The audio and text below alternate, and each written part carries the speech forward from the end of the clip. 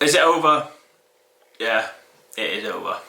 It's been 3 weeks since last marathon training video. Reason being is because I was meant to record this 2 weeks ago and I haven't, because I found it difficult to do so, because when you set yourself up for something and you carry on training and put all your life towards something, well, 8 weeks worth, and you pull out of a marathon 6 weeks before, it's pretty hard because we were so on track. But the marathon, especially 2:45, is definitely over. If I'm fit enough to do so, I will be running it with mates or with Liam, just to do it, because that was the goal this year. But it is what it is. Let me explain. So, as you've probably seen in the last video, I mentioned my shin. That didn't get better. It got worse.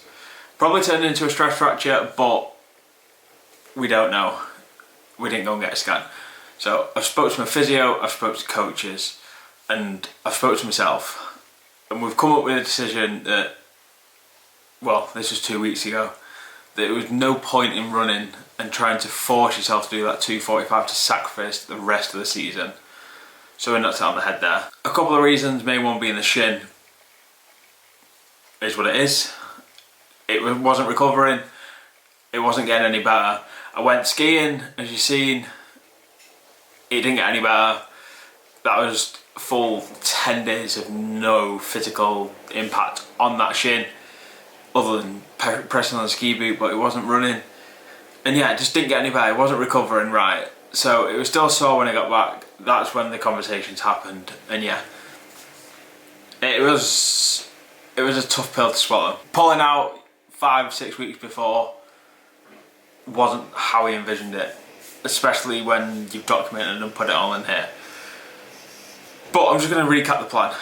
The marathon plan was going absolutely perfect, hitting a 1:17.5 half marathon. That was a big PB, and everything was just on track until my shin decided to go. But yeah, the whole idea of this AI marathon training plan was, will it be able to take me there?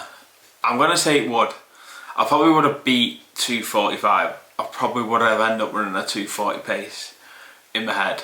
That's where I was going, and that's the way it was going. I felt so strong. I felt fit, etc. But yeah, shit happens.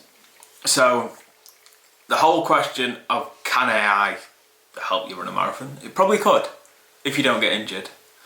So is the injury related to the plan? Who knows? Everyone knows a shin splint is an overuse injury. So you're going to overuse a lot of muscles during a marathon plan. But yeah, we don't know. Right now, no, it can't. But personally, if this didn't happen, I would have beat that goal. I would have got the PB we were going for. It wasn't just me. You were involved in this. So yeah, bit of pill to swallow, but it's off. So what happens next? What is next? So another reason for coming out was we didn't want to sacrifice the rest of the season for like being injured by pushing through it. So last 2 weeks we've toned down the running. We've involved a lot of cycling. So main focus this year is going to be cycling. It's something I've wanted to do for a while, especially after the marathon. That was the plan anyway, to switch to the road and go cycling and go racing again. So that's the goal now. Get as many races boxed in, especially this season. So that's the plan now, focus on the road. I'm still going to be running, still going to be doing the local races, the 10k to 5ks here and there when I can. But the main focus for me this season is now going to be cycling.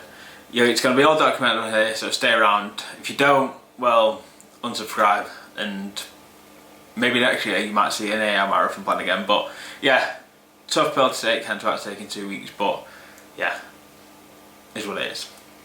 We go again. That was a hard one.